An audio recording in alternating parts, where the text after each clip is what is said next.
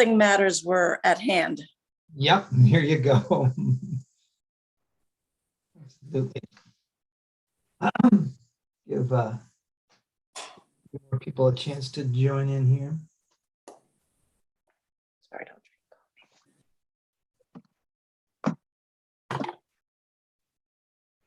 It is my hope that this is our last Zoom version of this, but let's see how we do. Although this morning when I went to walk the dog, I thought, maybe it's okay that we're Zooming this morning, sliding on the ice to get into the town office.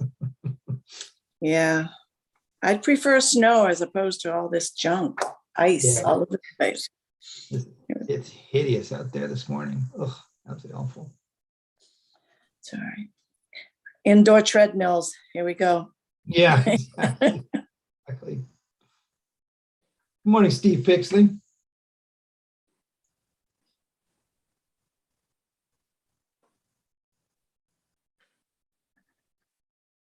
Steve, you're muted, Steve.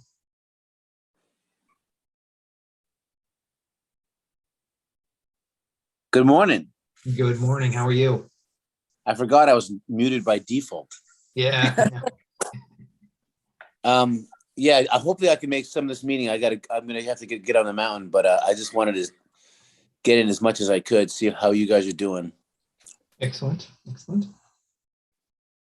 We are doing well. How's the mountain doing? Well, I almost don't want to go up there today. I mean, it's a kick in the pants when we had such great snow for 4 days. Now, of course, it rains, a deluge, and then it refreezes, so it's going to be pretty icy today. Well, I was just telling someone about moving into the house I'm in now in 1993, and that year the Snow Bowl closed like the first week of April with all trails fully open with beautiful snow, just because people had stopped coming. But I can't remember the last time we had a consistent winter of snow. Yeah, where we could have all trails open. That's I don't know. I think it's the thing of the past. I hope not. We keep getting snow though. We do keep getting snow, and that's the thing. March can be our snow month. Remember, it's the one that always seems to get us. I had a couple of February, rotator cuff surgeries the first week of February, and there hadn't been a drop of snow before that. And then it snowed like every 3 days while I was theoretically not able to shovel. So it's still not too late to get 5 or 6 weeks of snow. That's right.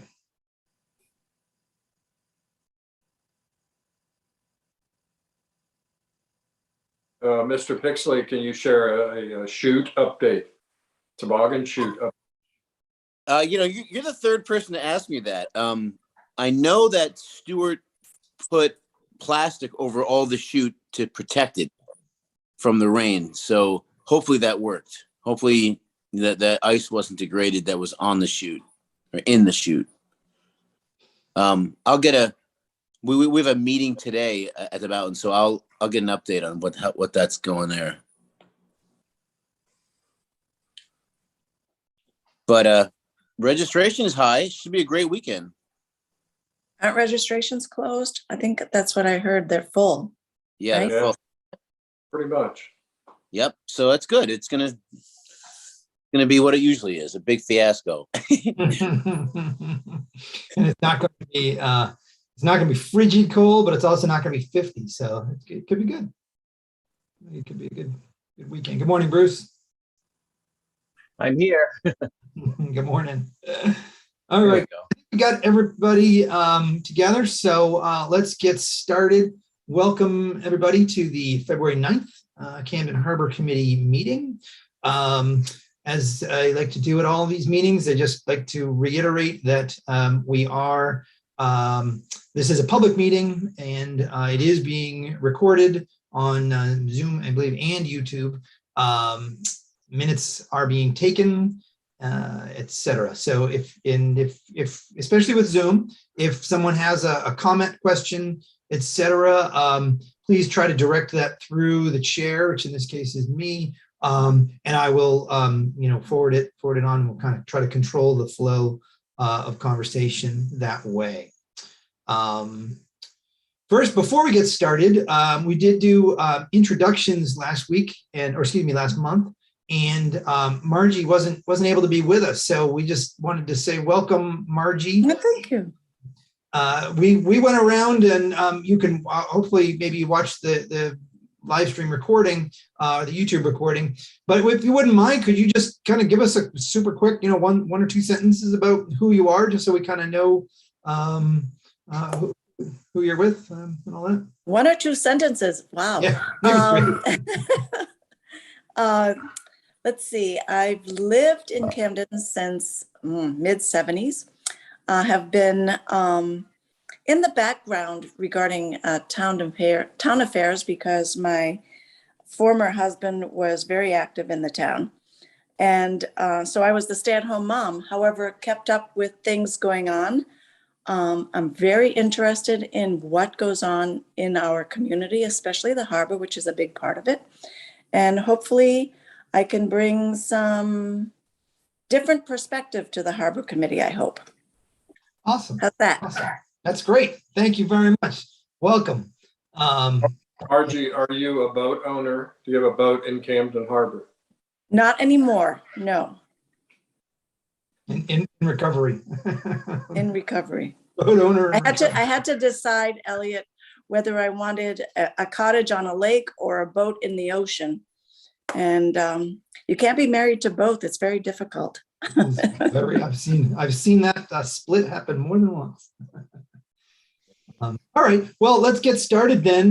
We'll just start working through the agenda. It's a pretty simple agenda. Hopefully everybody got the materials that we sent along. I did say before some of you guys joined in, it is my hope and I guess intention, if things continue as they are, that this will be our last Zoom meeting or meeting conducted via Zoom.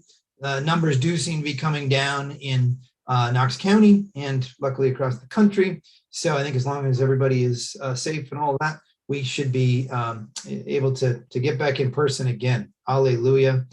Let's fingers crossed that we're headed towards that. So thank you guys all. I know this is a bit of a pain to do it this way. I certainly prefer face-to-face, but thank you guys for all doing it this way for the last two. All right, number one, as with all meetings, and this one will involve Janice as we navigate the Zoom platform. I do like to see if there's any public input on non-agenda items. Janice is in control of the Zoom link, as it were. Janice, do you see anybody out there raising their hands that wants to participate from the public?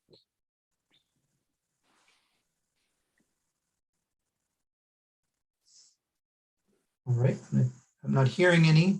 So Janice, yell loudly if you do see someone. I don't see your video, but your audio is telling me that nobody there. So we're going to assume. Josh, I'm a little confused. If someone were joining from the public via Zoom, would they not show up in a box? They don't show up in a box. I just learned this too, Bob. They don't show up in the box unless we let them in. So we're essentially, we being Janice, is in control of the feed.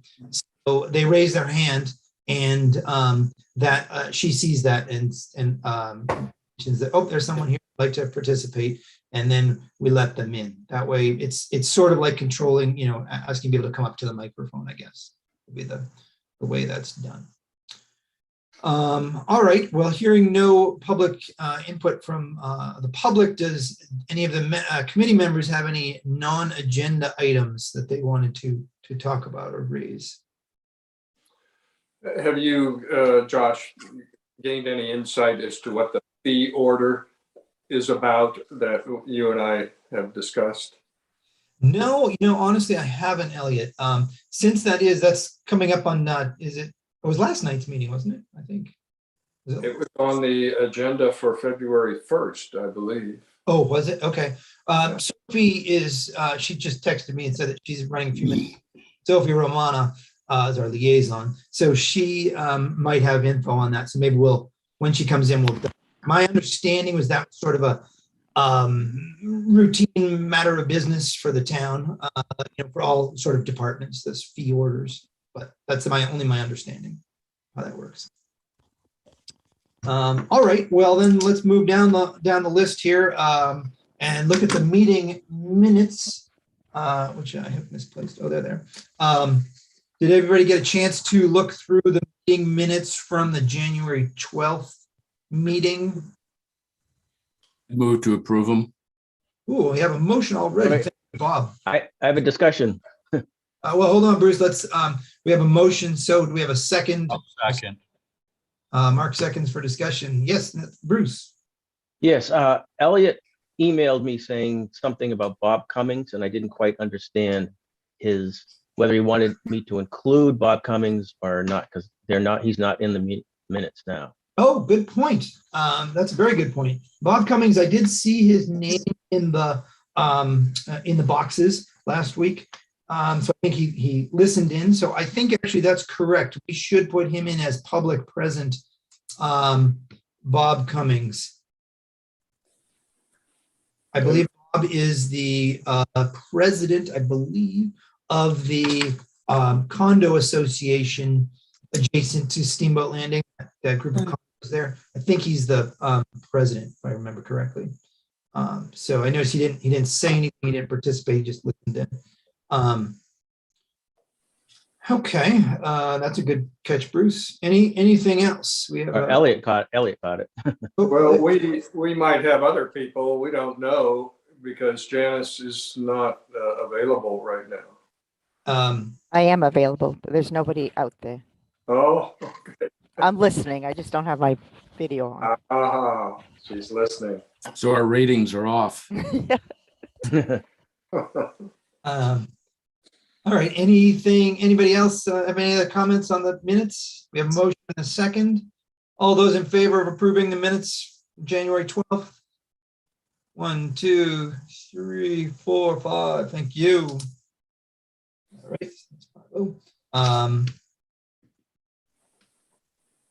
All right, so now let's get to the delightful thing about this meeting this time around is for once we only have one agenda item, and that is the Steamboat Landing analysis. So just a quick recap, super fast. The select board asked us to take a look at Steamboat Landing. There's been a lot more discussion about Steamboat Landing in the last year or two. And so they thought it appropriate for us to analyze the existing uses and how that was being used, and identify any problems, and come up with some solutions, a list of solutions, and then finally recommendations, as we always do for the select board, because we are purely a advisory board, as everybody knows. So thank you in advance to Mr. Bruce Peel, who took fantastic notes at the last meeting and drew up this draft, which hopefully everybody got a chance to look at. So first of all, did everybody get a chance to look at it? That's my first question. Excellent. Yes. So let's look at that first. Did anyone see, especially those who participated in the meeting, did we miss anything? Bruce and I went back and forth a couple of times, a few things that we added or subtracted, but did anybody feel this is sort of like a minutes sort of concept? Did anybody feel that we missed anything substantive in the first part of the conversation, which is really the existing conditions? Anybody see anything we missed? I don't think so.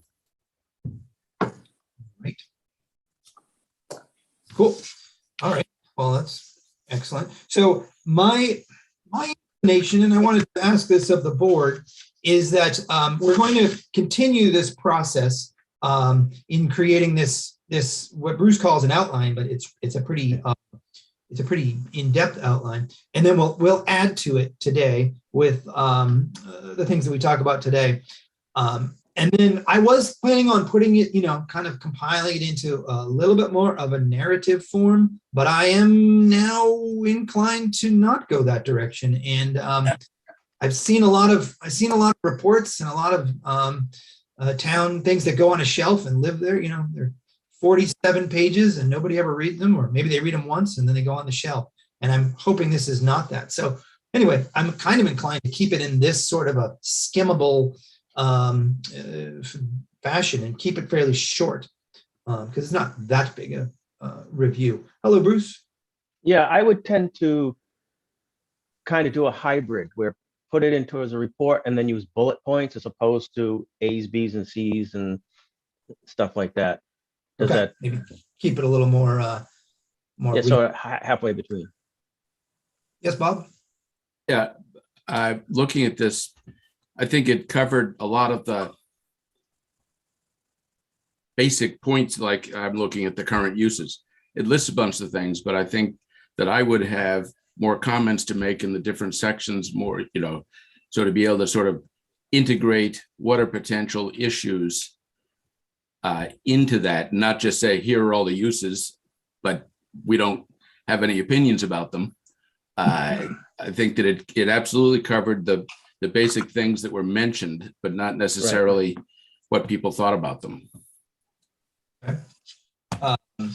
Well, so I think that would be sort of the conflicts and problems section. I think that's where I sort of saw this thing as evolving or being more fleshed out as it went through. So we get down to section 3, and that was really where we got into the starting to talk about, okay, we now know what's there.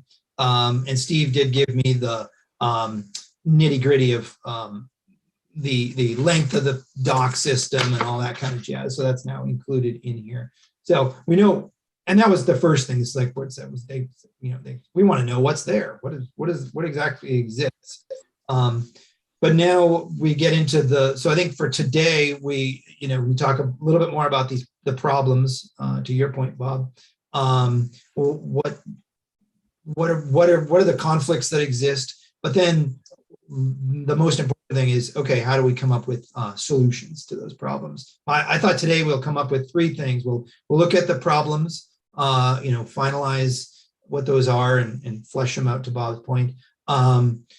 Come up with a list of solutions for the problems, and then finally recommendations. I don't know if we'll get all the way through that. I'm kind of hoping we do today, but again, you know me, I want to be, I don't want to keep everybody forever here. So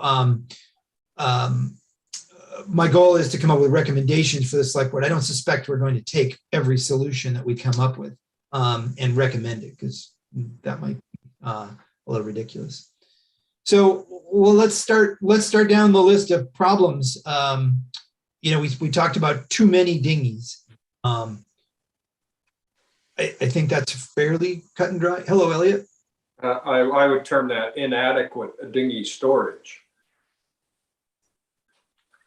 Inadequate dinghy storage. Right. It's not too many dinghies. I mean, why is there a cap or a limit on dinghies? It's too many dinghies for the existing infrastructure. Oh, okay. Well, again, inadequate dinghy storage capacity. Mm-hmm. I think one question about the dinghy problem, which is the first one all of us think about who have dinghies there.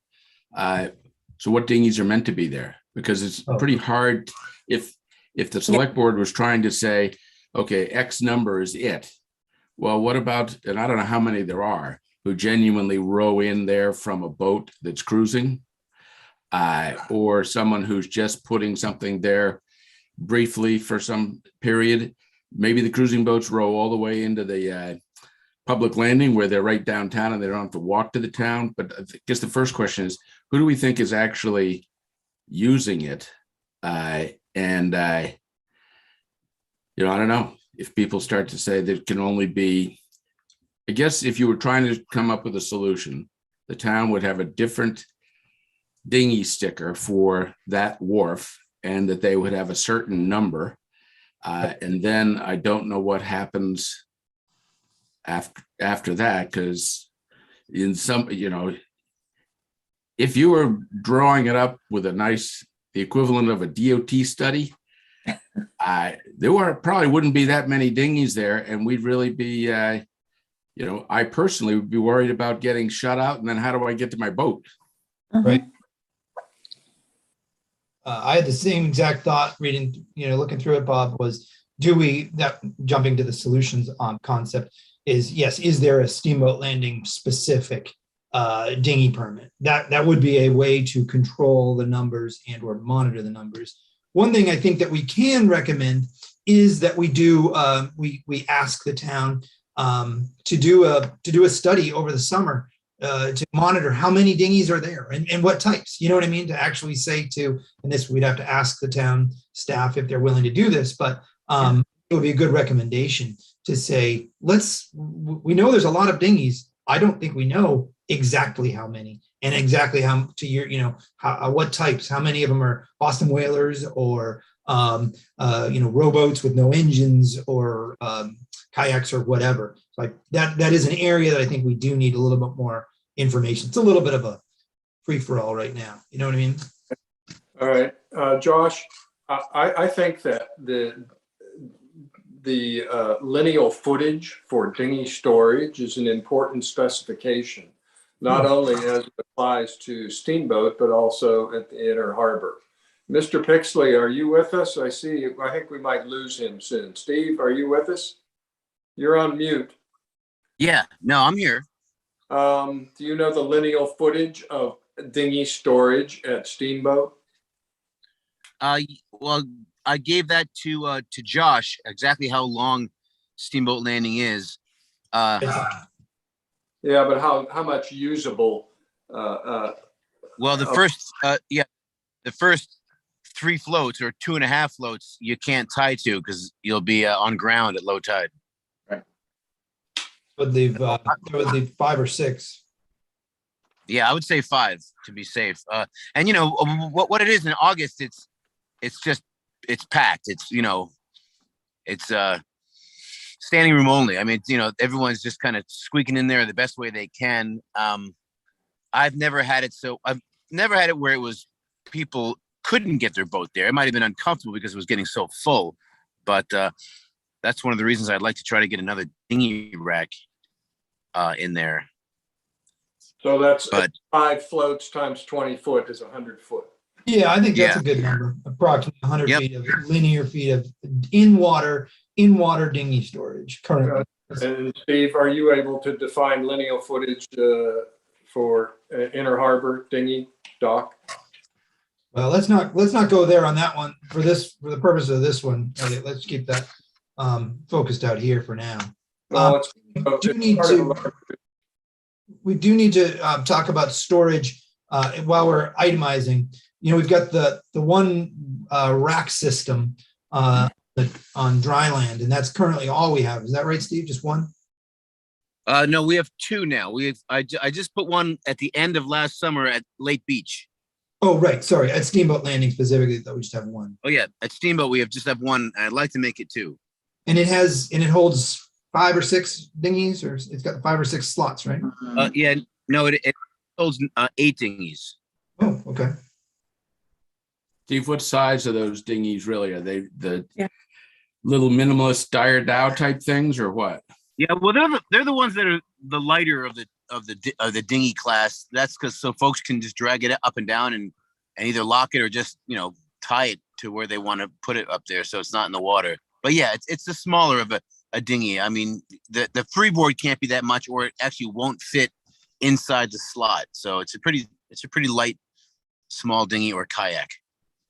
And that's just a first come first serve situation, right, Steve? Correct. It's the same permit, and basically it hasn't been an issue yet, but it's probably going to be one. Good morning, Sophie. Welcome. Bob, you had a question? Well, it's more when I think about anyone starting to, quotes, regulate the numbers, I can just smell a problem immediately that people will treat it like parking spaces. There has to be this much and this much and this much. And as several people have said, it's not comfortable. For me, it's worthy of between 1 and 3 swear words before I can get in my dinghy. But the bottom line is you can get them in, you put a long painter, it sits out further. And I'm really leery of getting too regulated there. And I think that I'd suggest that we have some conversation about, someone had proposed putting a whether the thing goes out farther or there's a T on the end that somehow creates more tie-off space. And is that really realistic? And rather than, because I just know that we're going to get into a conversation. If we regulate this, we're going to end up with less people allowed to use it. And I'm not sure that's a great trade-off. Well, I mean, another solution that maybe that I'm fairly certain will be proposed is add more dinghy storage at Steamboat Landing. I think that's going to be one that we at least discuss, whether it's a T or another leg that comes off, whether it's on the shore side or the outer side or whatever. But I think that's likely another area where we do it is a little bit of a. I guess one question that I think I've been understanding people suggesting at the far end, but then I'm thinking, why couldn't it come out in the middle and go out and have people tying on both sides of it or whatever? Just how can we expand the availability instead of regulate the limited availability? Exactly. Because I don't think dry land storage is going to help many of the boats that I see there. Yeah, it seems like. All right. Anything more in that one? Conflicts. Josh? Yep, Mark. Bruce, sorry. Yeah, I might be opening a can of worms, but it seems to me there's a lot of dinghies in there that just don't get used. You walk by them, they got 6 inches of dirty water in there and everything's floating, and you come back a week later and it's still there, and a week later and it's still there. Should those dinghies be sitting there for weeks on end without being used? I mean, they're paid for the sticker, but yeah, I think that gets just to a sort of management issue. It's kind of like elsewhere in the harbor. Exactly. They paid for the permit, and if somebody goes out of town for 2 weeks and it gets monsoons in, I would hate to sort of penalize them. So yeah, I'd be a little bit leery of going too far down that. Mark. Bruce, that's a good point. And what I did, and it worked out fairly well, is I left my dinghy on my boat and I used the launch service. Yeah.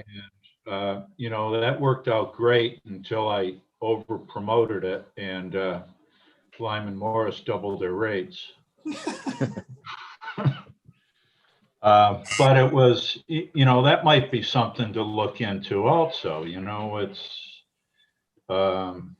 It's just a different way to use your dinghy. That's a good point, actually. All right, well, let's talk a little bit. I wanted to talk a little bit about parking and access. We had identified last time not enough parking.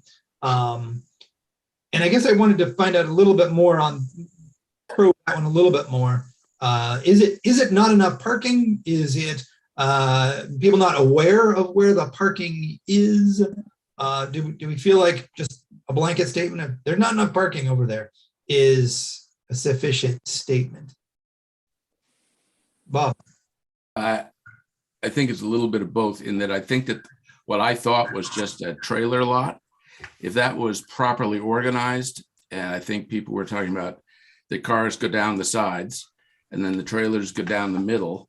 And if there's actual signage telling people where to park and how to park, and if I haven't looked at it too recently, but before I thought it looked a little rustic and unput together. So that seems like we have an asset that we're sort of underutilizing. And then my pet peeve is that we lost like 5 spots along Steamboat Landing that are out by I forget now, Steamboat Landing comes up and hits Cove Road, I think. Cove Road. But there used to be 5 or 6 spots there, and they suddenly disappeared. And the road there is 3 or 4 lanes wide. And that we legitimately lost a lot of the parking on, I'm having brain cramps all morning. The main drag that comes down to Lyman Morris. You used to be able to park on both sides. East Street. C Street, and it was a disaster. It was Right. too tight, and so they made it one side, and they have eliminated the overnight parking. But so there's a fair amount of parking there, but there's half as much as there used to be. So Mhm. there's So just maybe adding more signage is obviously going to, that would be a good recommendation, I think, just to explain to people, because I agree with you, the signs are confusing, where do I park? What's going on? But you also perhaps investigating, asking, seeing if the town would research what spaces the town actually has on Steamboat Landing Road. To your point, Bob, because I remember that there was parking up on as you head up out of the ramp on the left-hand side. correct. Is there, and they did just kind of go away, and that might be that's fine. But I think we need to, maybe the town could investigate, research, just to know. It's kind of like a property study, boundary study, or whatever, to know where the town but spaces or not. But Josh, I think we included, because I had asked the parking committee on which I also sit to include this area in the parking study. So I'll double check on the documents, but I think we have done this. If not, I'll add it. But because there is a public parking lot right behind, right? Mhm. So I think that's also underutilized because we have numbers there too. So I'll put my name next to that item. Yeah. So just to follow up that, yeah, Elliot, go ahead. So Sophie, where you say the parking lot right behind? I'm not sure what you're referring to. She means the Cove Road parking. The Cove Road, yeah. Okay. So Sophie, did you say that as part of the parking study that you're involved with, they studied the Cove Road parking lot as well? I had asked that it be added, that the parking situation, in that neck of in that area be studied. But to be honest, I haven't looked at the document in a while. So let me look at them and then talk to the consultant and see if he has anything, if it wasn't included. And if it's not included, I'll take care of including it. Fantastic. Thank you. That's great to have that. In terms of that parking, the 5 or 6 spots that went missing, there is a probably 4x4 or 6x6 granite monument on the corner of Steamboat Landing and Cove Road, which I'm knowledgeably guessing marks the corner spot, and actually shows that there's grass on the street side of that. So I don't think it would be hard for the town to know what the Steamboat Landing roadway, so to speak, is. Yeah, no. But I also wanted to mention that when you're on Steamboat Landing, by where you can bring your trailer and when you can park your dinghy, if you look at the harbor on the right hand side, there are condo, and there's actually a parking way there, and that we have to. And this poor woman who lives there regularly yells at people who park their trailer right in front of her driveway. So it needs better signage there to make sure that they have access as well. So it's not necessarily 3 parking spots there. It's probably barely 1 actually. But I'll take a look at that, and I'll come back to you guys with some actual data.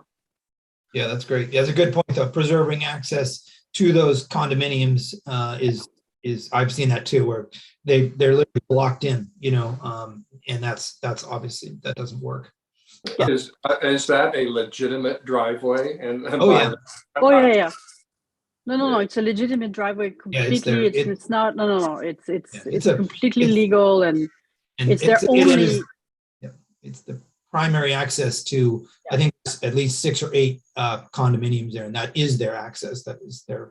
I think we're talking about 2 different things, because there's right up next to whatever the Lyman Morse Road is. There's the way into the condos, but I thought there was also a way much closer to the water, where people will usually park, like live parking. They run down to check their boat and they come back and they leave. They're not going anywhere. But my memory is that there's a little way that someone can pull in there. And that's a private driveway that belongs to the first condo on the right. Yeah. Or on the right, if you look at the harbor, that's their private driveway to access their own. You're correct. People people, I'm looking at the map as I'm talking because I don't know those streets. The access is through Ocean Way across from the Lyman Morris lot, but on Steamboat Landing, on the right-hand side, when you look at the harbor, there's a tiny driveway that's behind trees and hedges, so it's really hard to identify. And if you park in front, they're just boxed in. So we need to make sure that it's preserved, and that's a perfectly legal driveway. So we'll get all that from, it sounds like you're on that, Sophie, so thank you. Yeah, I'll take care of that. Perfect. Put my Let's name on talk it. about the time limit issue that we identified last week. We talked about boats overstaying their a 10-minute time limit. First of all, I guess to Steve's point, is there a 10-minute time limit on that one? I'm not sure we have that quite right. Is there a 10-minute tie-up limit at Steamboat Landing, Steve? Yes, there's signage saying that you can't leave your boat for more than 10 minutes. Oh, okay. All right. Is that a problem in our list of problems? I think that I've noticed, the only thing I've really noticed, and sometimes it's individual people launching their boat, their ramp, and then there are sometimes bigger boats being launched by the commercial people, and then sailboats, and then they step them and they rig them, and they can take up a lot of space for quite a while. And that's, like everything, you sort of work around it, but there's a little bit of like, how long do I have to deal with this problem? Yep. Well, I think the commercial versus recreational use of the ramp is and the dock system is certainly pretty high on the list of things that we need to talk about. So that is an impact. But in terms of recreational folks stuff, is that a problem? Bruce, I'm sorry, did you have something? Yeah, Dominic was saying that it is a problem, but people are very friendly and they're willing to help everybody move around and stuff like that. My fear is if we start adding rules and regulations and people say, well, you're over 10 minutes, you got to move, that's going to disappear. The community cooperation. Yeah, I mean, that gets to a sort of a thread that we've all been talking about. And I am hopeful that if we complete our analysis correctly, that we can maintain the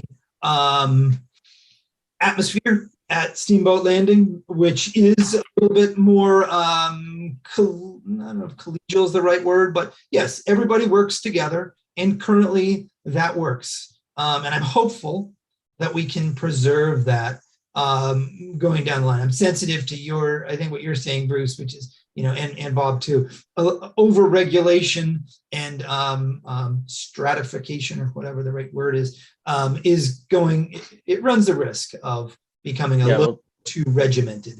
I just want everybody to keep that in mind while we're talking about changes to make. Yep. I think that's Dominic is in the waiting room. Do you want me to let him in? Not right this second. Okay. I think we're good.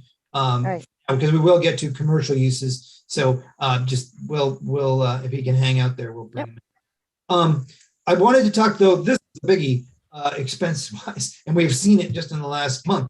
The actual ramp system, the concrete ramp system. And Bruce was kind enough to do some research on this, and Elliot was nice enough to take some photos, which we included in the draft analysis of the kind of damage that we've seen. So this is a pretty acute problem that is happening to this ramp. That was a pretty good storm we had, but it's also not, unfortunately, an unusual storm. These photos are current events. Yep, those photos I should have put a date on, but my Photoshop skills are not too good. So yeah, those were I think January 23rd or something. Elliot took those photos. So yeah, that's the most recent storm.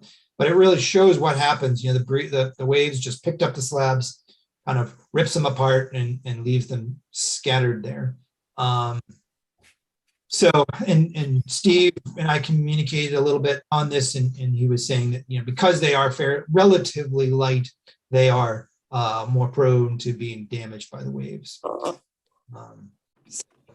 I think we've identified the problem, that we have what is perhaps an inadequate system, an inadequate infrastructure system here, but in that these slabs are too light, are proving too light now. Now they've lasted 20 years, so it's not like they've failed, but they are now proving to be maybe a bit inadequate for it. Steve was saying something that was maybe a little heavier would, or quite a bit heavier, would obviously be less inclined to flip around.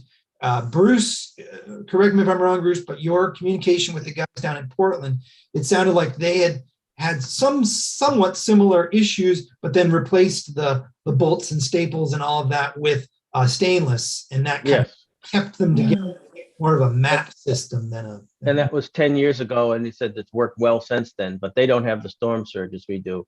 And that was a question I had. A lot of these bolts have all rusted away over 20 years. And I was wondering how the system worked back when it was new, the first, say, 5 years, when those bolts were still in good shape. Steve, can you answer that one? I sure could. That's a great question.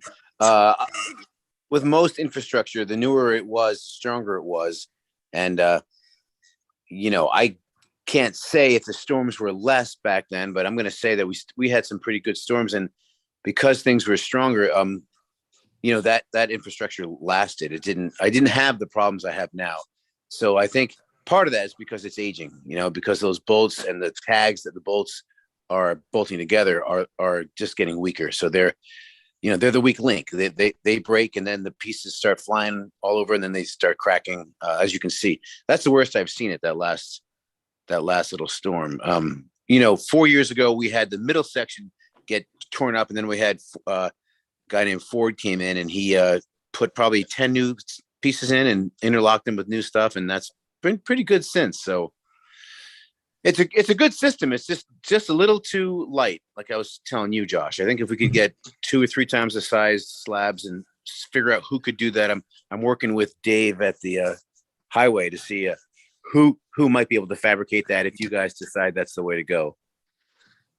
So is there a thought that there could actually be budget to take the old stuff out of there and have new concrete and new stainless steel things and engineer it a little heavier, or are we really in a patch and repair?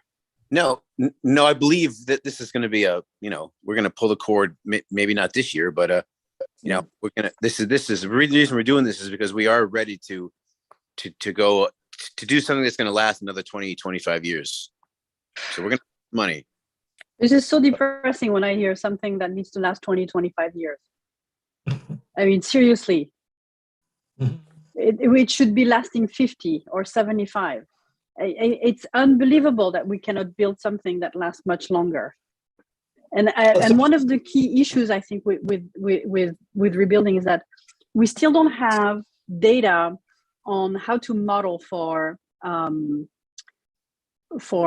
storm surge and for sea level rise. And so unless we understand, what is the magnitude of the sea level rise we're going to be facing, it's going to be very hard to design a resilient piece of infrastructure.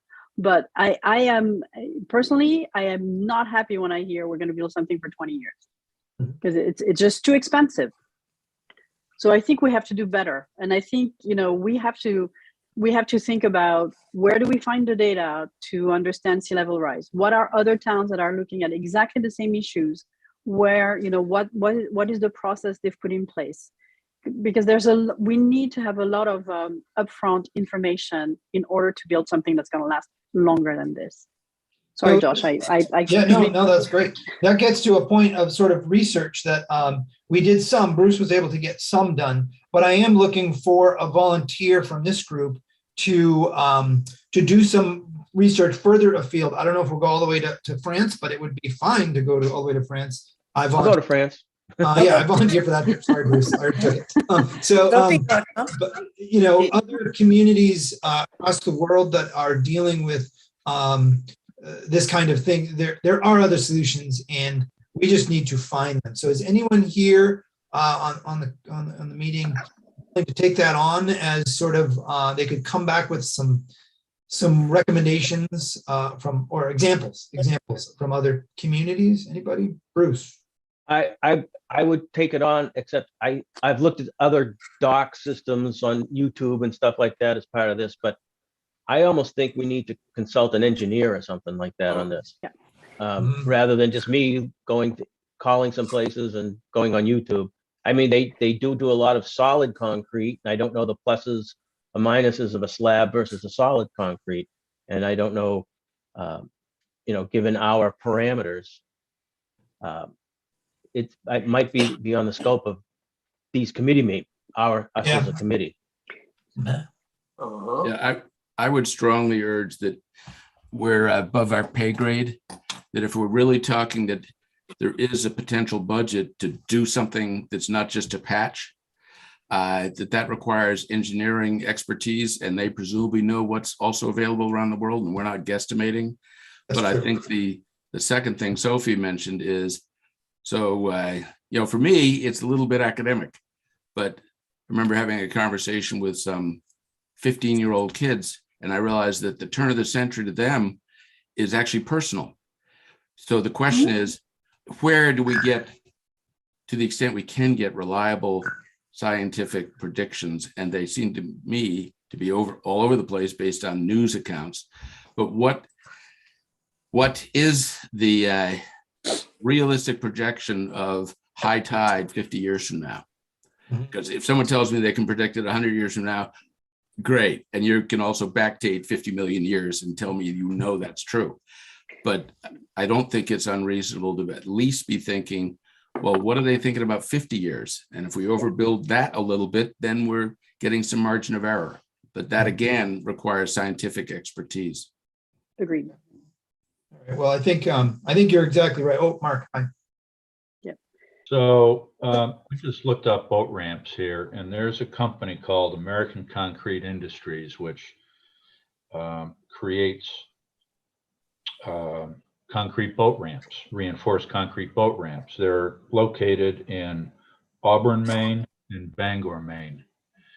And I'll tell you, they look pretty much like what we have there now. I don't know if this is where it came from or not, but that might be a good resource right there. Yeah, I think, Sophie. So two things. Josh, you may want to speak with the yacht club, because they have started to form a committee that's looking at sea level rise. And my understanding is that part of those committee members are civil engineers. So I think it would be nice to not double efforts, but to combine them. Since we have such a small harbor, I don't see the need for two committees on sea level rise. So we could probably piggyback on this. And the second thing is, I do think that the Gulf of Maine Research Institute is one of the leading academic bodies who is looking into sea level rise and modeling this. And I completely agree with you, Bob, that we need information and data and a way to model what's going to happen in our harbor. And I think there are some people who are doing exactly that. So to me, the first step is getting data, getting models, understanding, how far ahead can we build, and can we overbuild a little bit of something that could sustain at least 50 years. I keep saying, once in my lifetime, rebuilding this infrastructure is already too much, right? It should not be that often that we need to rebuild infrastructure, but we're dealing with changing circumstances. So I'm happy to do a little bit of background research to see who's working on those issues in Maine and how we can tap into those resources. But I also think the Yacht Club Committee on Sea Level Rise would be also a good place for you to start. No, I think it's a great one. Bruce. Josh, Sorry, Margie. Yeah, Margie. Okay. Yep. I have a question. Do we have any information, and perhaps you do from past meetings, I'm not sure, on how long the projected concrete and stainless steel dockage in Portland is projected to last? What's the longevity? Bruce, do we know? They didn't say how long they expected to use. They did say it's been there for 10 years without trouble. Yeah, that's not enough. Yeah. Okay. I know it's not long enough, but they replaced when they it's the same system we've got, but who knows how much longer it's going to go. Okay. So Thanks. I think then, sort of putting a ribbon around this discussion, I think that we've definitely identified, and it didn't take much that we have a problem with the ramp and the durability of the ramp. I think we will try to suggest some avenues for further research, but I think Bob nailed it. I think this is going to be beyond this committee's pay grade in terms of coming up with a final solution. We can come up with some ideas, some recommendations, some paths for it, but we're talking about a fairly significant municipal investment there, Yeah. which obviously I think I would suspect that the town is required to do a certain level of diligence so that they know it's their money, our money is being spent properly. So let's move past the. Well, then, one more thing, Josh. Yep. Yeah, other considerations are the impact of the Lyman Morse project that's supposed to cut down the waves, and also the Right. Breakwater project that we talked about, that we've Yep. considered. That We'll should get be to part that. of this whole discussion. Yeah, we'll get to that in just one second there. I did want to touch on that, since we're talking about the infrastructure again, the dock system itself. And Dominic had commented last week that he did call it the worm, that it's pretty bouncy on those docks, and I can certainly attest to it as well. So I just wanted to first see if we had captured that sufficiently in the last meeting. That basically, I mean, it's not super technical, but they're bouncy docks. I think that's it. Yeah, Bob. Yeah, I just have a question about how, to me, if it's quotes bouncy, it's only a matter of, and I know the little protective boards between them get sort of beat up, but I don't really care if they go up and down when a sea surge is coming in. If you're going to go down there and there's an easterly surge, maybe you're going to have to deal with it. So I don't think that the goal should be to make something that doesn't react to waves. It's more a matter of sort of like the concrete. Are these getting more abuse than they're designed for? And should they, as part of any redo, I personally don't think the wave effect is that big a deal unless it's destroying the docks. Well, but I think that does get to what the docks are being used for. So I think that if you're tying up your dinghy and you're a mariner or whatever, then you're able to walk down a bouncy dock, and that's completely reasonable. But I think that it is, when we start using this for commercial purposes, for loading passengers, now you have a group of people that are not professional mariner or everyday mariners that are using it. And that's where I do have a problem or a concern with people using those docks, because I think that the potential, if we as a town are allowing people to use this to load passengers, to do that, and it's inappropriate for that, then I think we are opening ourselves up to some liability, really.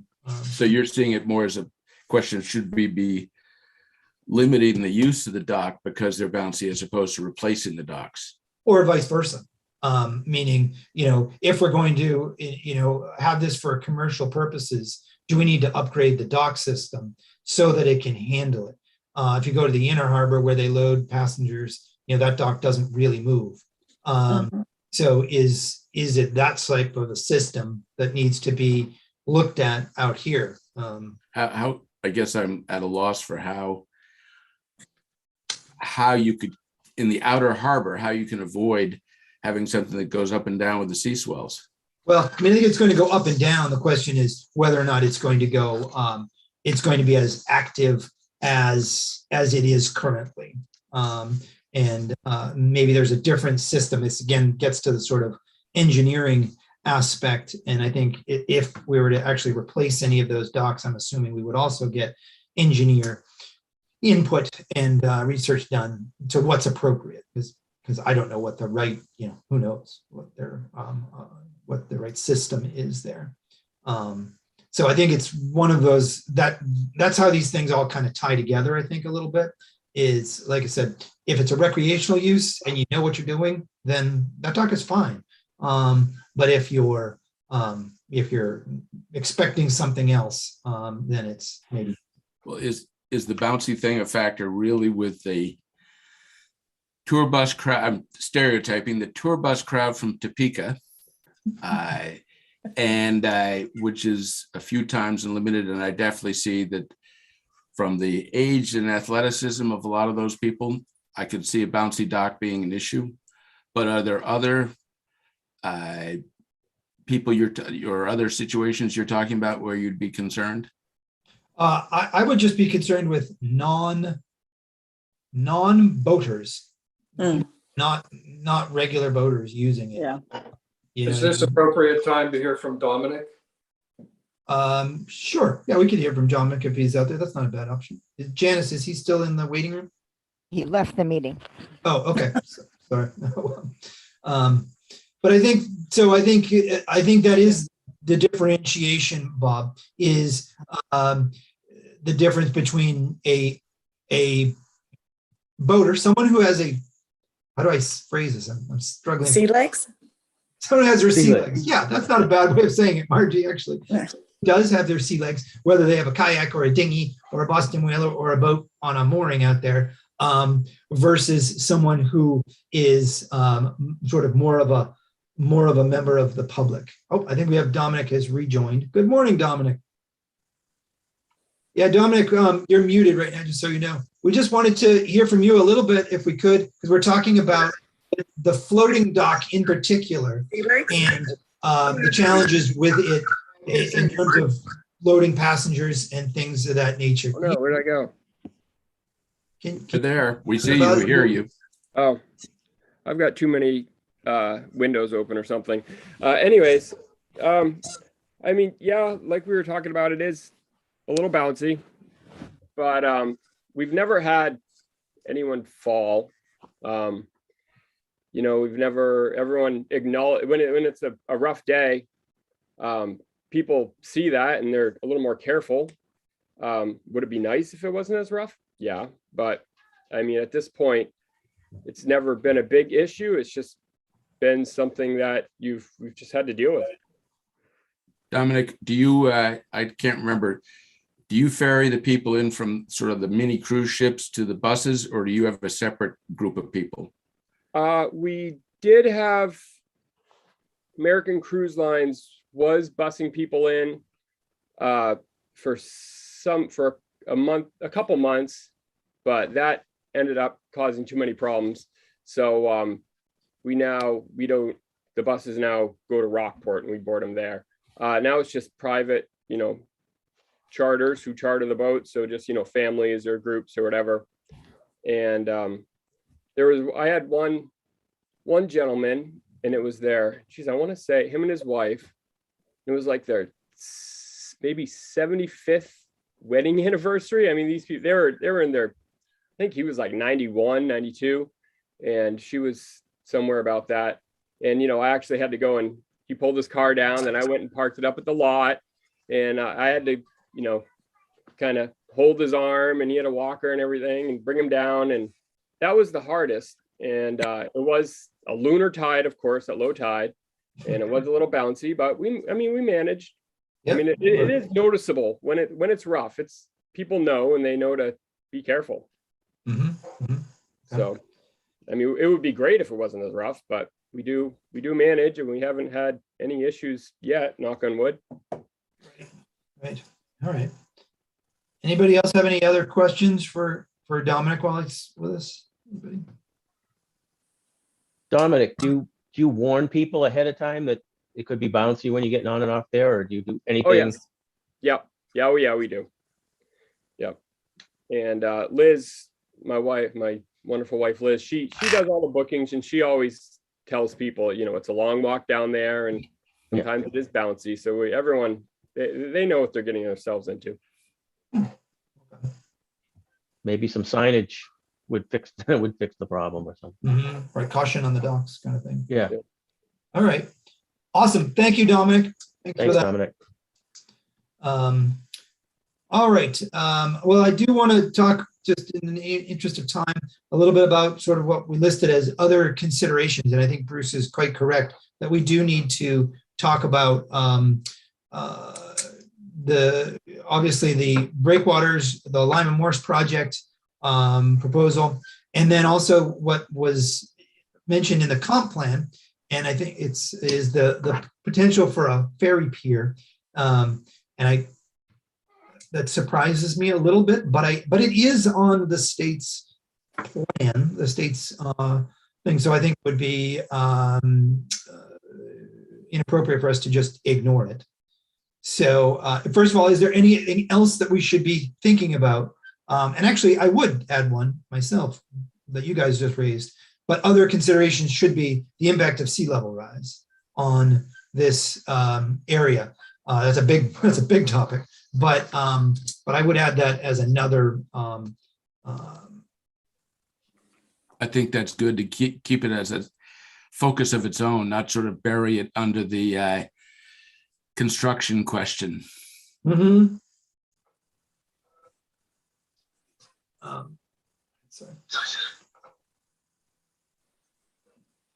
Sorry, I had a call come in. All right. Other consideration. Let's talk about that ferry pier concept. I mean, is there more to say? Maybe there isn't. It's just that we need to, when we're discussing this, know that is an interest that the state has in potentially creating a network of ferries connecting various ports in Maine. I'll go on record as strongly against having some sort of public ferry system coming into the Steamboat landing area. I think it might be historical that there was the Boston boat, but the idea of somehow integrating that into the primary purpose of public access to the harbor and bay from there, it would be utterly inconsistent. Yeah, I think it would certainly open up a whole new series of challenges in that area to have a ferry pier terminal. I don't know about the viability of it, but that's so far beyond my pay grade there, in terms of knowing whether. But I was going to ask Josh, so the harbor committee can only make a recommendation or discuss this, but if it were to come to town, that's probably something that will go to voters, right? I would assume so, right? That, though it's from the state level, sometimes that gets a little different. But sometimes, state level we don't have a say. Okay, we don't have as much of a say. So yeah. I think it's appropriate for us to keep it on the list as an item to be thinking about, but not one that we need to spend a whole lot of time on. The breakwaters, though, I'm taking our list reverse order for no reason. The breakwaters in the outer harbor, or actually the coastal harbor, I think as it's called, is relevant. And we did get a proposal or a presentation from the Army Corps of Engineers on that a number of months or possibly years ago now. That's been a very long project.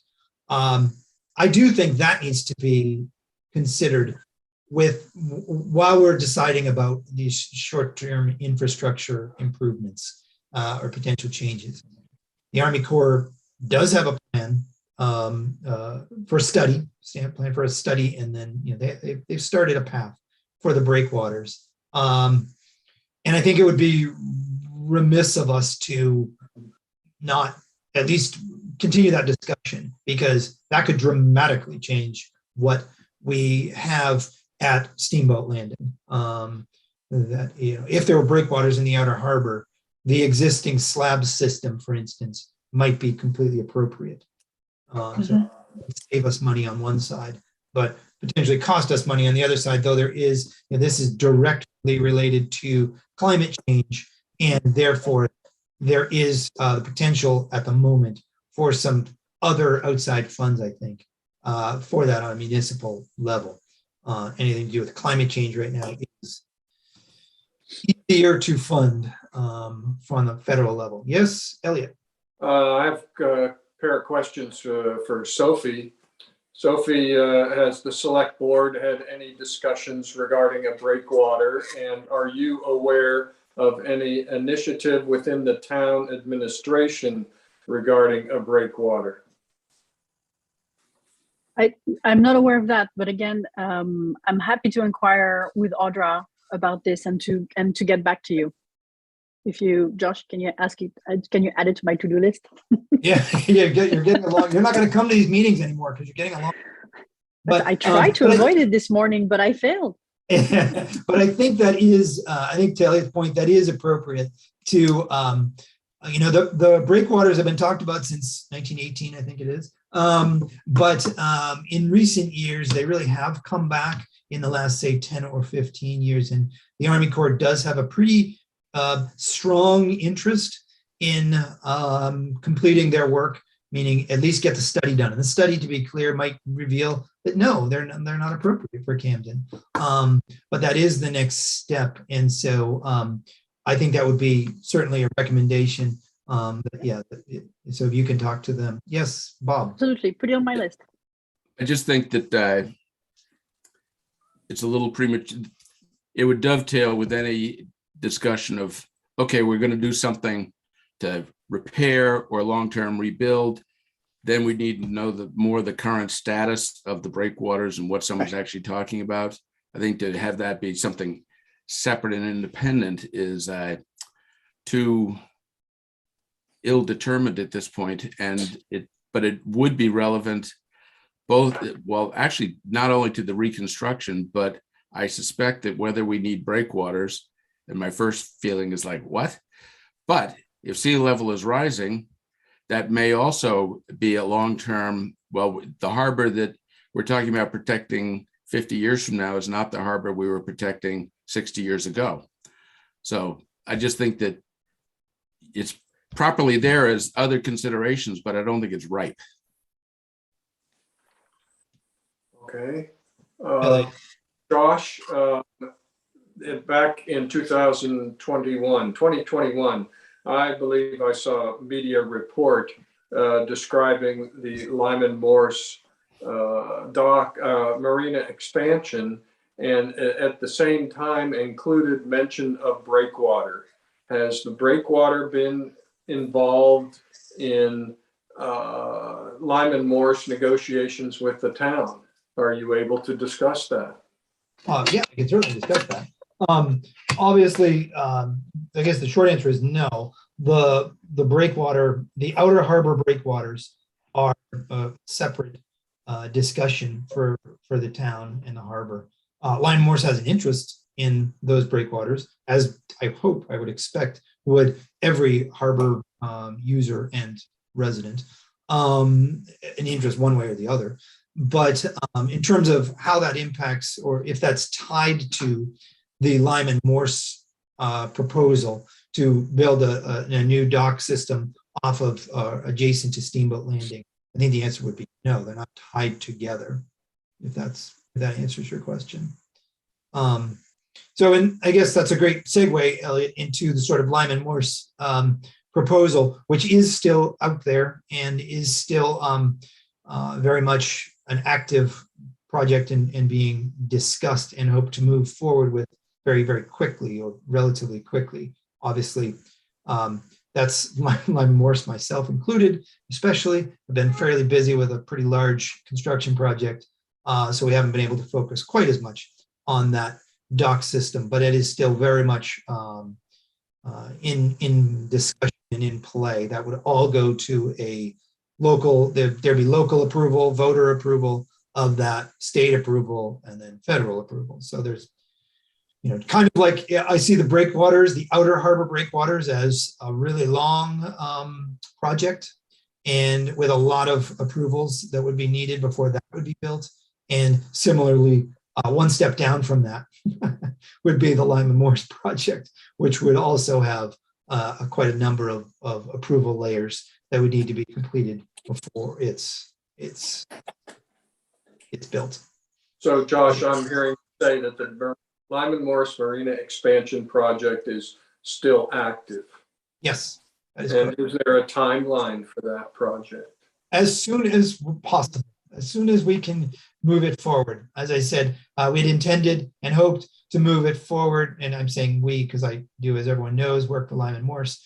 Lyman Morse had intended to move this and hope to move this forward a little bit more quickly, but due to the logistics of that project in itself, as well as the other things Lyman Morse has on its plate right now, it's been a little bit slower to get going, but that we do hope to get that moving fairly quickly. I can't give you a date though. Yeah, Bob. Yeah, just because I think it needs to bring up, I'd like to hear more today from you about that, but I'd also like to clarify that I think when we're discussing the Lyman Morse project, that anything you say in here is in your role that you've already had as, presenting it for Lyman Morse to the various town, and that I guess Elliot is the vice chair, but the bottom line is when we're actually discussing the Lyman Morse project, we should have the roles clear that you're there for Lyman Morse as opposed to the chair of the Harbor Committee, which I don't think would look great. Thank you, Bob. I think that's exactly correct. And I hope that I've been careful up to this point to keep those lines fairly clear and delineated, because yes, I don't think it would be appropriate for me to talk at any length or any depth as the Harbor Committee chairman about the Lyman Morse project, but rather, so that would be a separate discussion, and I wouldn't be involved. So yeah. So, but I think it is appropriate to say because we all have two jobs, two lives in Camden, and so I think it's perfectly fair to say yes, that project is still active in discussion and moving forward, but I can't really go beyond that. It wouldn't be appropriate. Bruce, you're muted, Bruce. You're muted.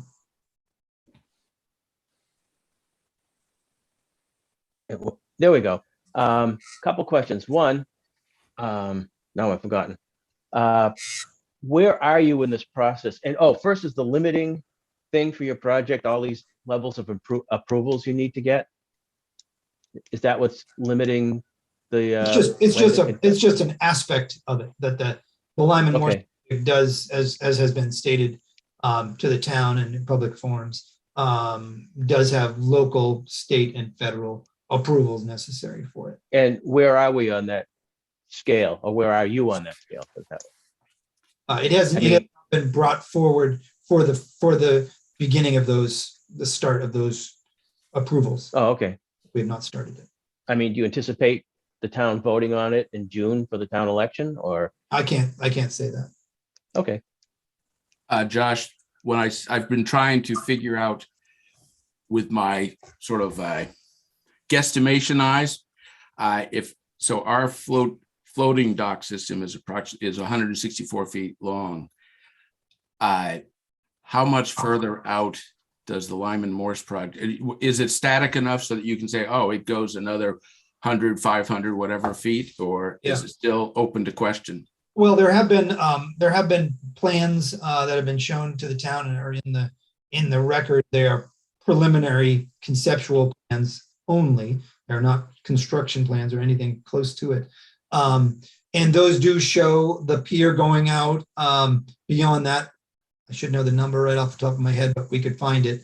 But I think it was a few hundred, it was several hundred feet. So it would, as shown on those documents, it would provide a shelter for the ramp and the floating dock system, and also access. Those are shown on those plans.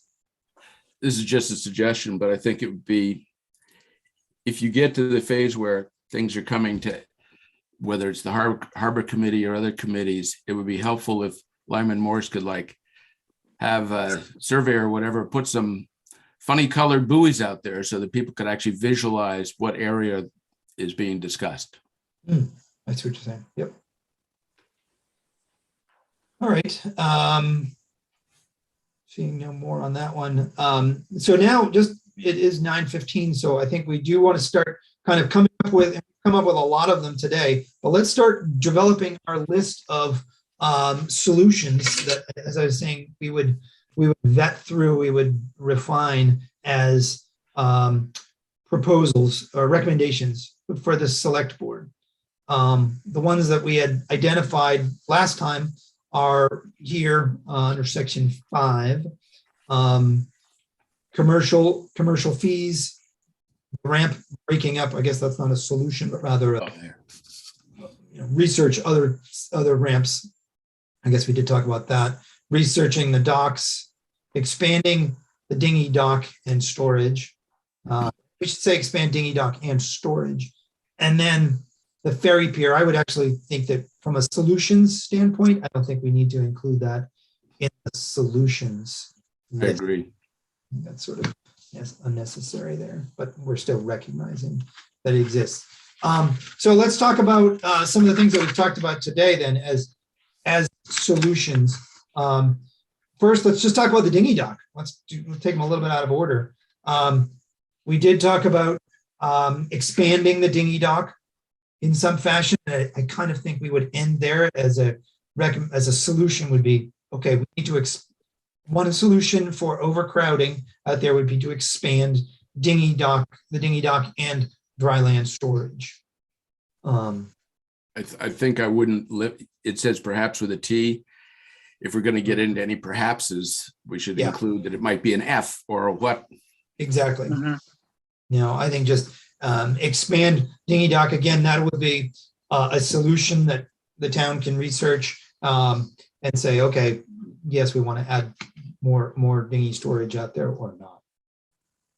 Anything more on that one? Bruce, the image that Bruce gave us for South Portland, that shows a dual ramp. So we have dockage up the middle and we have port and starboard launch ramps, which is the exact same configuration that they use over in Rockland. Which what that does is increases the capacity so that you can have a boat tied up. Maybe somebody is stepping a mast on a small sailboat and you're not tying up the capability of launching or retrieving a boat just because somebody's stepping the mast on their 20-foot sailboat. Would we ever consider doing a dual ramp like that? Regardless of how it's constructed, I'm just talking about the configuration. Would that increase our capacity for a boat resting for 10 minutes and not tying up space and not limiting launching or retrieving? I mean, I think we would consider it for sure. I don't know if we... The Sharps Point in Rockland is designed that same way. And I've sat there and watched the boats. You can have fishermen on one side who's launching his boat and somebody on the other side that's, dealing with their kayak. And it just makes for a whole lot better operation by having the two-sided ramp. You still have to deal with dinghy storage. Yeah. Dinghy side. But still, that is an interesting idea to have. If you had room to have the South Portland with two ramps, and then you had, unlike South Portland, something like we have now, which is a separate float system for dinghy tie-ups. Exactly. Yeah, and I looked at a facility like that down in Arundel County, Maryland, and they did the dual ramp, and then off to the right-hand side, they actually ran just a small bulkhead out, and that provides all the area for the dinghies. So they're really not in the way of the launch and retrieval process. So it really increases capacity. Interesting. Yeah, there's some good designs that I don't know a lot about construction and the concrete and all that, but there are much more functional designs than the current ramp we have. And if you look at all the uses that are listed on here, in order to accommodate our commercial aspect, the private aspect, you got to increase capacity, and you're not going to do it with the current configuration. But it would be, I thought about like the small boats, especially the dinghies, or lasers, or very small kayaks. I'm always nervous of them using the ramp at the same time as, somebody with a big, huge hydraulic trailer system. And I've thought, wow, wouldn't it be nice if we had a little small thing for hand carry, whatever you call that. Would be so awesome to have I dedicated. think this would be part of the big design question. My concern would be that if you look at the area just north of the launching ramp, it ain't exactly ready for more ramp to be laid on it. There would be a tremendous amount of fill required to get us a lot more width. Right, exactly. All right. What about the docks themselves in terms of solutions? I think we identified that we could beef up the docks. We could, the docks are needing to be repaired year after year, the floating docks, I mean. So I think I think a reasonable solution would be replace the docks. That's one option with a, new, custom float or whatever that company is that does it. But that would basically replace within kind. Anything else there from the docks standpoint? I would bet that if we redesigned them, that they have docks that waves would go under to a certain percent and would cut down on, make it a smaller worm rather than as big as it is now. But that would be, again, talking to engineers or designers. Well, because they do make docks, I know this, that are more designed for wave action. So these are wooden, the docks that we have are wooden, they've got these black tubs. Big plastic bins, yeah. Yeah, so they're really not designed for, significant wave action, but they do make, I think they're concrete even, but they're removable docks that are designed to sort of, slower wave action, if you will. So that's another option. Yes, Bob. I just think that we've got management issues that can be done within the context of what we have. But if we think about buying new dock systems or new ramp systems, frankly, that not only dovetails with breakwaters, but also, I'm not sure, that's part of why I talk about those buoys. But if Lyman Morse went forward in certain ways, I suspect that that's going to reduce the surge around the ramp area. That might, so what kind of ramp we have and what kind of docks we need are sort of future events, which will also possibly be varied by whether or not the Lyman Morse project goes forward. Or breakwaters. Yep, I agree with that. All right. The ramp system, in terms of solutions that we came up with there, we could always replace, again, you can always replace within kind. We can go to that company that Mark found in Auburn and Bangor and, replace the existing ramp. Okay. I think that should be listed as a solution. But I think we also could look at a more robust system of plates, panels, whatever we call those segments. That's what Steve would like, heavier, something that was heavier. Though, as Bruce found, it might, a solution, a short-term solution even, might be just replacing I forget what he called them, Steve called them tabs, the tabs and the bolts with some stainless, to really make the ramp system more integrated with each other so that it's able to handle it more. So that's another option. Anything else for the ramp? Yeah, Mark. Well, on that company I suggested earlier, my point there was the fact that they are the professionals and they've been doing this for quite some time. So if we invited them down, just take a look at it and say, what have you found in the past? And how can we fix this? That's might be a wise direction to go. Yep. I think involving more experts with us with this, any future proposal is obviously going to be a key. Bob. Yeah, I just sort of putting a more specificity was I was kind of saying, I think I'd recommend that the present basic structure be patch and repaired. I'm not sure that goes as far as stainless steel bolts, frankly, with the timeline being that year and a half to 2 years from now, that's when the select board should be having a real plan. Okay, because that's when things like breakwaters, if they're not moving forward, then they're not moving forward in any rush. And the Lyman Morris would presumably have some resolution to it.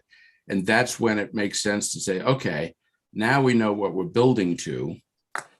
So I just think that we need to keep considering these things, but I don't think that it's wise to be trying to plan a dock system that's going to get built next fall at the present time. No, I would agree with that. I mean, I think what we'll do is we'll come up with sort of short-term and long-term solutions. Long-term solution would be replace everything, rebuild the whole enchilada. Short-term would be, to your point, repair and gain of X number of years, while these other things are sort of determined. So just from and I'm just going to add this. So there's a difference between how we budget and plan for maintenance, which is the short-term aspect that we're talking about, and the longer-term aspect, which are capital improvement, which would be along rebuilding the system. And capital improvements, they take a much longer time to come to the select board and the budget, and they require a lot more, that much more labor intensive, of course, because we want to plan efficiently. So I would suggest that you take that approach of maintenance and long-term capital improvement. Yeah, I think that's exactly right. That's what we're talking about. Yeah, maintenance in the short term and CapEx in the long term. Yeah. Yeah. And I have to go, but it was great to see all of you. Thank you so much. All right. Thank you, Sophie, for coming. Thank you for coming, Sophie. Really helpful. Very helpful, as always. All right. Well, I think actually I've reached the end of my list. I was hoping that we would come up with recommendations today, but I actually don't want to, because I want to digest a lot of what we've talked about, build out our report, our analysis a little bit. So what I would suggest, if you guys are all up for it, is that we do that. Bruce and I will work on fleshing out the report, the analysis with what we've talked about today. We will list the solutions as well. And then at the next meeting, not the entire meeting, but we'll sort of say, okay, here's the options, and it'll be short-term, long-term. These are what we have out there. Yes, no. And then this is what we're actually going to recommend to the select board. Does that seem good for you guys? Does that seem like a good move forward? Yeah, I think that's reasonable. All right. Josh, I have a question. Yep. Did we have a discussion about commercial uses at Steamboat? Oh, no, we didn't actually. We didn't finish that one. Thank you, Elliot. We talked about the fees. Stopped there.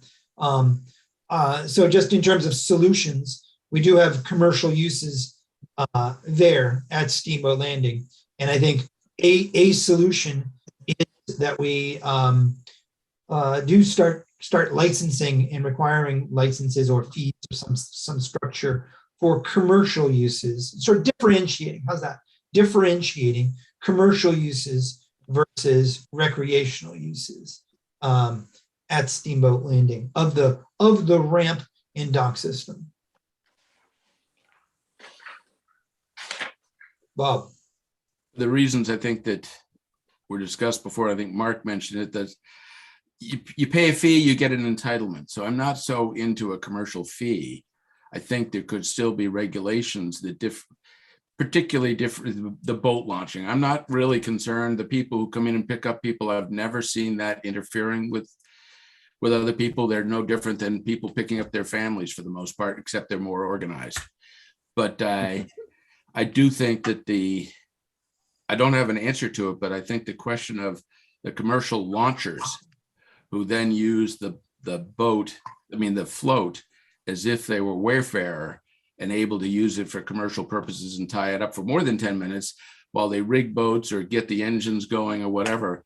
That's just a question. And I don't know if it's a matter of just a regulation that says that people who are doing that have a certain time limit, or whether they get coached, or how you avoid the, we're just here and we're going to be here as long as we feel like, and then we're going to leave and go get another boat, and how we deal with them. But I'm not in favor of a small fee getting someone an entitlement. Mm-hmm.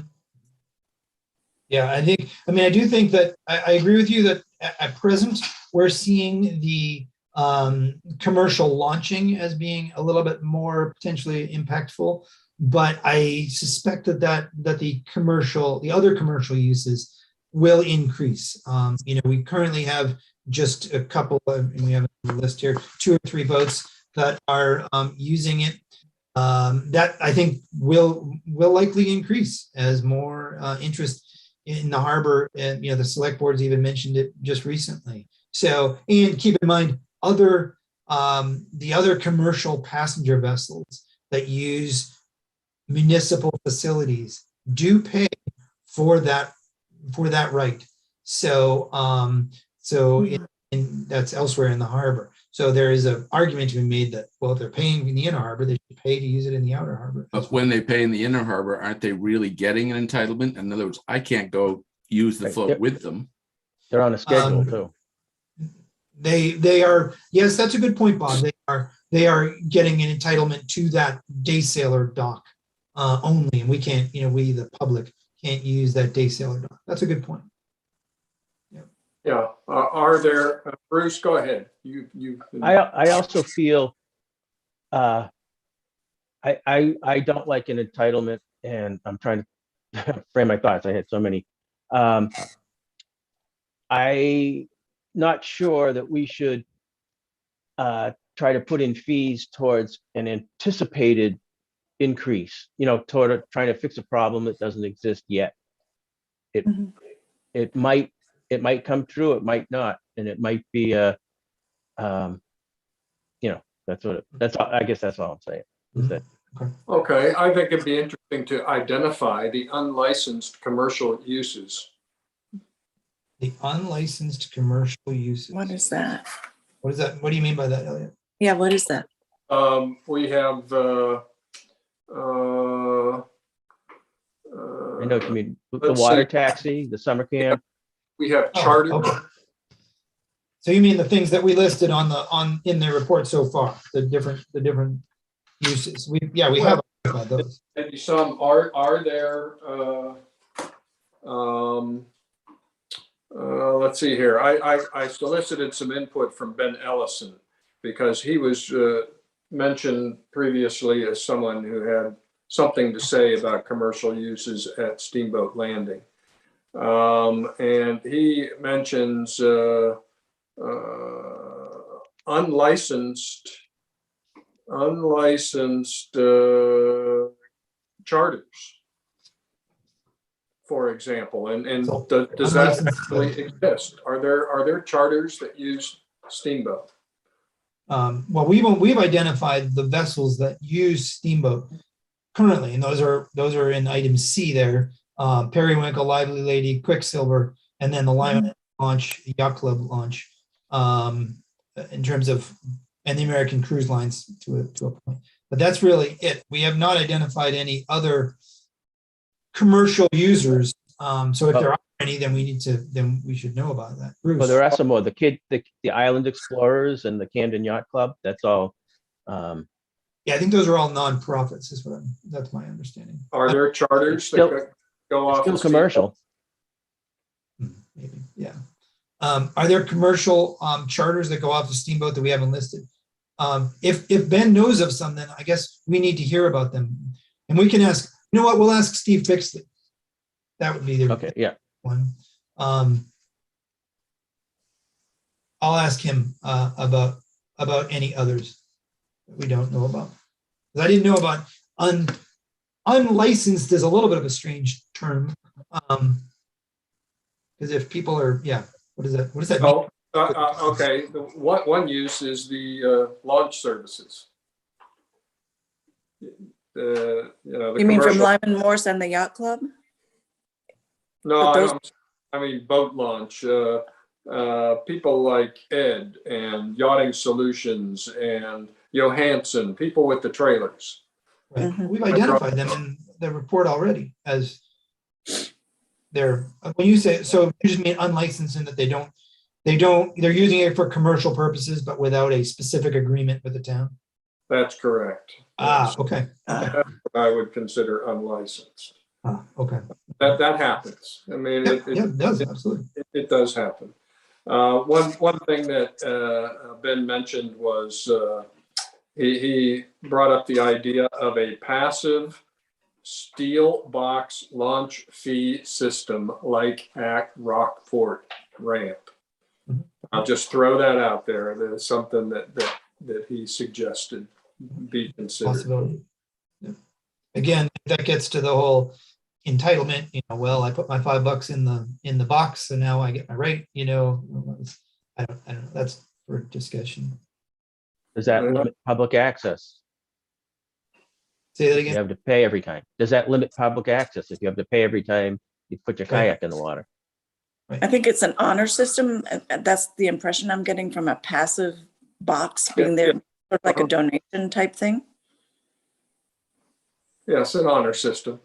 Yeah. I sort of believe that there are certain public things that the town provides, like we don't charge people to swim at Barrett's Cove or to launch at the various ramps at the lake, and that this is one of the best things that we can do. I mean, I really put these various launching ramps at the very top of the list of what the town can provide to its citizens, and that it shouldn't be first of all, it is unmanageable if you start thinking about kayaks and this and that. But I just think it's a public service and that we should do it. Yep. No, I would agree.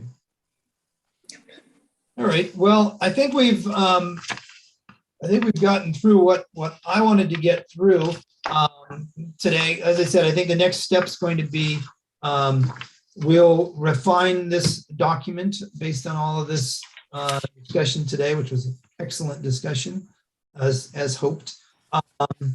And we'll, at the next meeting, come up with recommendations for how we would advise the select board to proceed. Again, that's all we do. So speaking of the next meeting, two things on that. I think that you guys can plan on. We'll do that first of all. That will take up a certain part of the meeting, but also we will begin our study of Sherman's Cove. That's the other thing that the select board did ask us to take up, is the uses and protections, really the protections of Sherman's Cove. So I'll try to find there's a bit more information about that the town has. So I'll try to get that and circulate it to the group prior to that meeting. And so that'll be the two things that we know of in that March meeting, recommendations and Sherman's Cove. So speaking of which, the next meeting, we normally meet the second Tuesday of every month. Wednesday. Excuse me, second Wednesday. Thanks, Bob. So that would be March the 9th. I will not be here March the 9th, so I would like to ask if we could do it on March the 16th instead, bump it 1 week. I'm okay. Sure. Good with that? All right, so the next meeting, March 9th. I have a little bit of trouble with March 9th. I could You do? probably Okay. make it by 8:30 or so. I have to go to Penn Bay and get blood drawn at like 7 in the morning. Are we moving the meeting to the 16th? 16. 16th, yeah, we're moving it to the 16th, Bruce. Would that work for you? Yeah, that's the one I have to go to Penn Bay to get my Oh, blood that's the drawn one that you have in the morning. issue. So I can be there if somebody can take notes for at the latest, I'll probably be 8:30. Oh, okay. Yeah, that's no problem. So if somebody take notes for the first half hour, then I can make it. Okay. But I'll Because probably you have be to late. understand, you're like the most important member of this board. Exactly, And I exactly. want you to remember You're the that. only irreplaceable member. Bruce is the only one who does anything. Well, I hope to survive my blood draw then. All right, so March the 16th at 8 o'clock. We will, as of this moment, we'll plan on it being at the town office in the French conference room on Washington Street. But we'll go from there. Hey, Josh, before we conclude, does anybody know what's going on with repairs, immediate repairs? I mean, right now, if we go to Steamboat Landing, we have a pile of concrete that was caused by damage. So That's a what's happening with maintenance? Yeah, Steve Fixley's in charge of that. So he worked with the public works guys to repair that. So that's entirely on him. Okay, so that's going to be all functional by yeah, okay. Awesome. This was a very productive meeting, a good lively discussion. So thank you all for it. And I think we decided we don't need a motion to adjourn. So with that, thank